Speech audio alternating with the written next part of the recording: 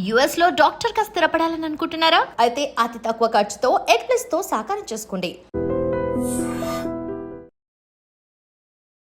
Hi guys, welcome to I dream. నేను మీ చాణక్య.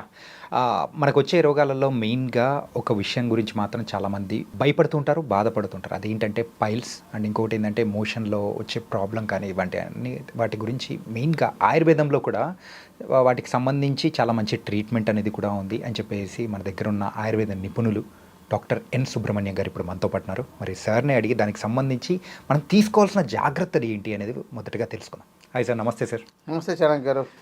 సుబ్రహ్మణ్యం గారు, ఆ పైల్స్ అనేది ఎవరికైనా వచ్చాయి అంటే వాళ్ళు కూర్చోవడానికైనా కానీ నిల్చోవడానికైనా కానీ చాలా రకాలుగా ఇబ్బంది పడుతూ ఉంటారు, మనం చూస్తూ ఉన్నాము. అది ఎవరైతే అనుభవిస్తుంటారో వాళ్ళ బాధ వర్ణనాతీతం. అలాంటిది మెయిన్గా ఆయుర్వేద ట్రీట్మెంట్స్ ఏదైతే తీసుకుంటారో వాళ్ళకి వచ్చే రిజల్ట్స్ అనేది కూడా చాలా వరకు బెటర్ అని కూడా వింటున్నాం. మరి దానికి సంబంధించి ఏం చెప్తారు మీరు? పైల్స్ ఎవ్వరికీ రాదండి, తెచ్చుకుంటారా? తెచ్చుకుంటారు. ఓకే. ఎందుకంటే ఇది కేవలం ఆహారము జీవన విధానం యొక్క లోపం వల్లే వస్తుంది. ఓకే. బాగా వేడి చేసే ఆహార పదార్థాలు, మీరు వరుసగా ఒక 3 రోజుల పాటు చికెన్ తినండి, డెఫినెట్గా 4th డే బ్లడ్ పడుతుంది. ఓకే. ఒక 4 రోజుల పాటు పచ్చళ్ళే తినండి. మా ఇంట్లో మాకేమీ తినడానికి ఏం లేదు, ఉదయం అన్నము పచ్చడి కలుపుకొని తిన్నాను, మధ్యాహ్నం అదే తిన్నాను, రాత్రి అదే తిన్నాను. 4 రోజులు తినండి, 5వ రోజున తప్పనిసరిగా మోషన్లో బ్లడ్ పడి తీరుతుంది. ఇక దానికి తిరుగులేదు.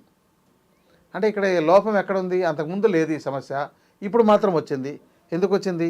ఈ మధ్య ఫంక్షన్స్ బాగా జరుగుతున్నాయి. ఎందుకంటే ప్రతి దానికి, చిన్నదానికి పెద్దదానికి అందరికీ బాగా డబ్బులు వస్తున్నాయి కాబట్టి అందరూ పిల్లలు పుట్టితేనే ఫంక్షన్, పేరు పెట్టడానికి ఫంక్షను, బారసాలని, ఇంకా లేకపోతే ఇంకోటి ఏంటదే బట్టలు కడతారని, ఇంకోటి ఏదో బర్త్డేలని, ఇంకా బర్త్డేలు చెప్పక్కర్లేదు. అక్కడి నుంచి ఇంకా అమ్మాయిలు అయితే మెచ్యూర్ అయిన దగ్గర నుంచి ఇక పెళ్ళిళ్ళు, ఇక దాంతో రకరకాల ఫంక్షన్లు, ఇంకా చావులు, పెళ్ళి, ఇంకా చెప్పాల్సిన పని లేదు కదా. అన్ని ఫంక్షన్లోనూ ఇప్పుడు చాలా చోట్ల నాన్ వెజ్ ఉంటుంది. దాంతో కూడా ఈ మల్టిపుల్గా ఉంటాయి. దాంతో మళ్ళీ ఒకటే పెడితే సరిపోదు, multi chicken, mutton, fish, prawns, ఇంకేమైనా అంటే అవి కూడా పెట్టాలి. సో వీళ్ళు ఏంటంటే మిక్స్డ్ ఫుడ్గా తింటున్నారు.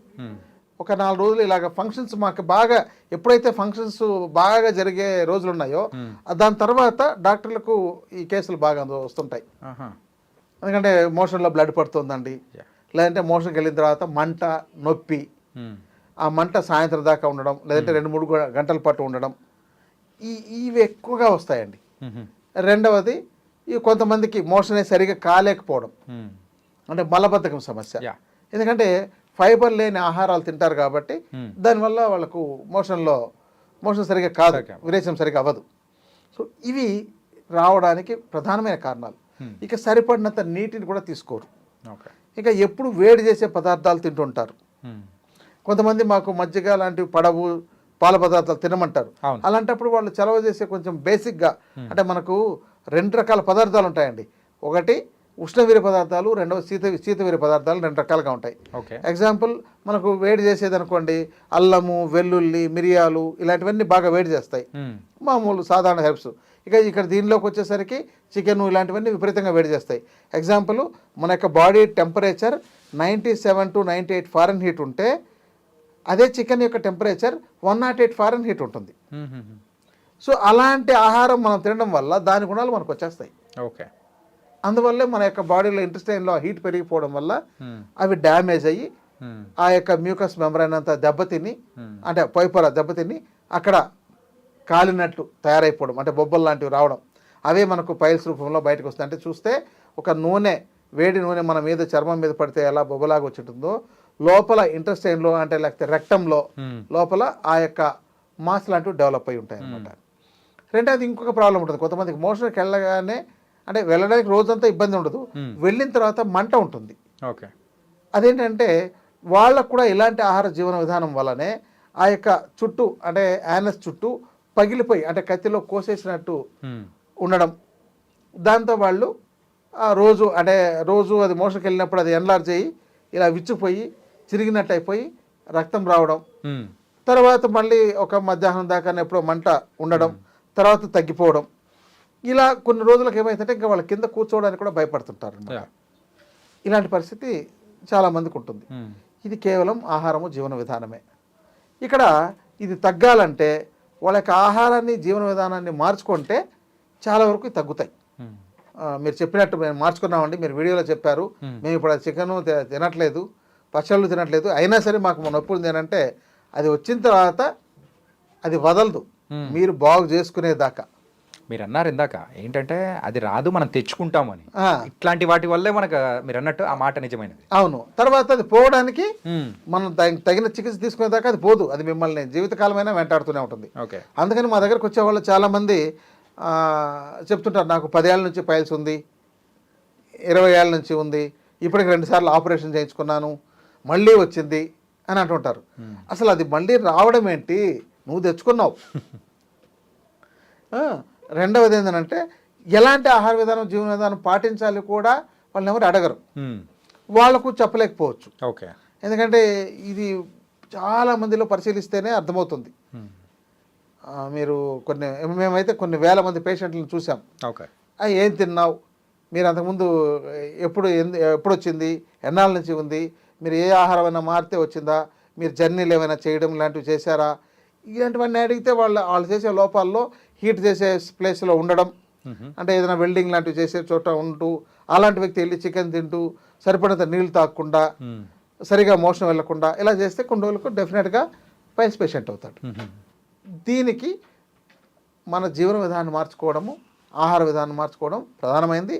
వచ్చిన తర్వాత అయితే ఆయుర్వేదంలో దీనికి మహత్తరమైన చికిత్సలు. ఓకే.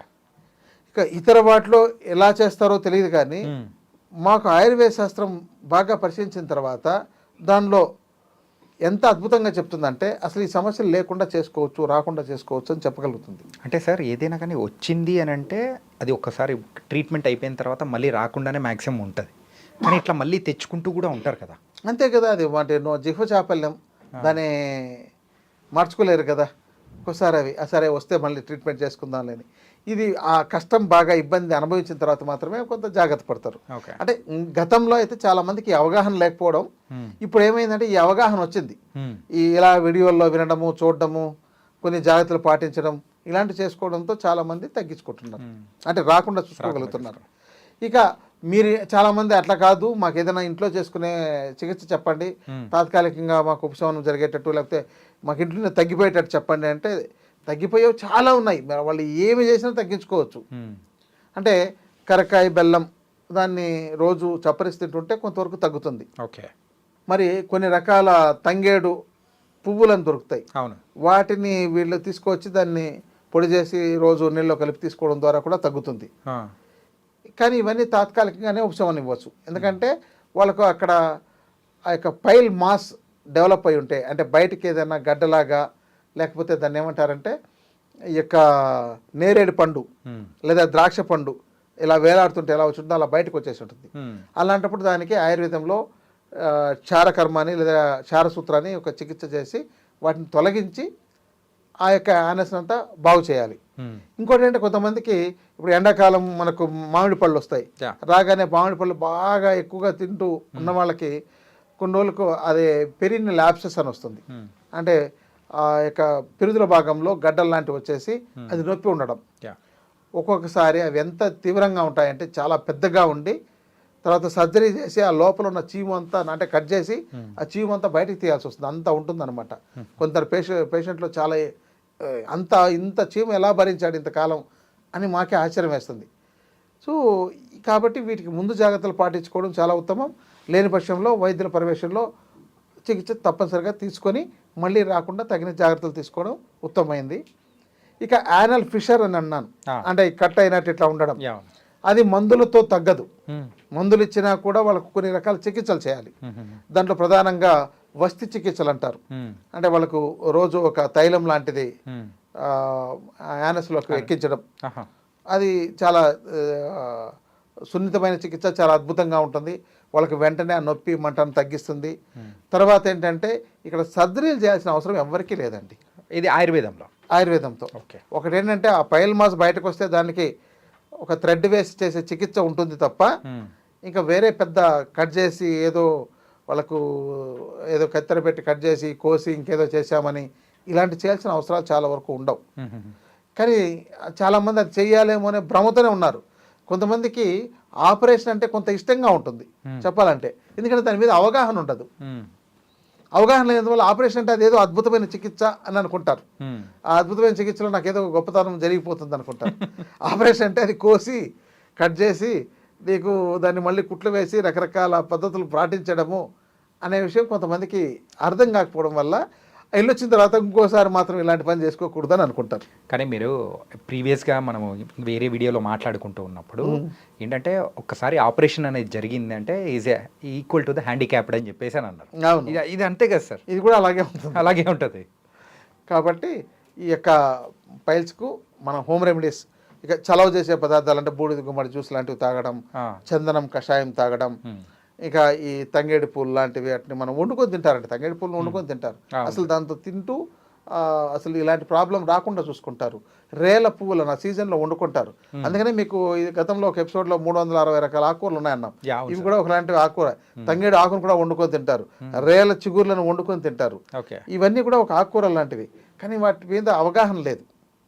ఇంకోటి ఇప్పుడు చెట్లు కూడా మనకు అందుబాటులో లేవు. ఇప్పుడు ఎవరైతే ఆకుకూరలతను కూరగాయలతను తెచ్చిస్తాడో అవే మనకు అసలైన కూరగాయలు తప్ప ఇంకా వేరే లేవు ప్రపంచంలో అని అనుకునే భ్రమలో చాలా ఉన్నారు. కాబట్టి వీటిపైన అవగాహన లేకపోవడం వల్ల ఈ సమస్యలు వస్తున్నాయి. కాబట్టి ఆయుర్వేదం ఒక మహత్తరమైన ప్రపంచాన్ని మనకు పరిచయం చేస్తుంది.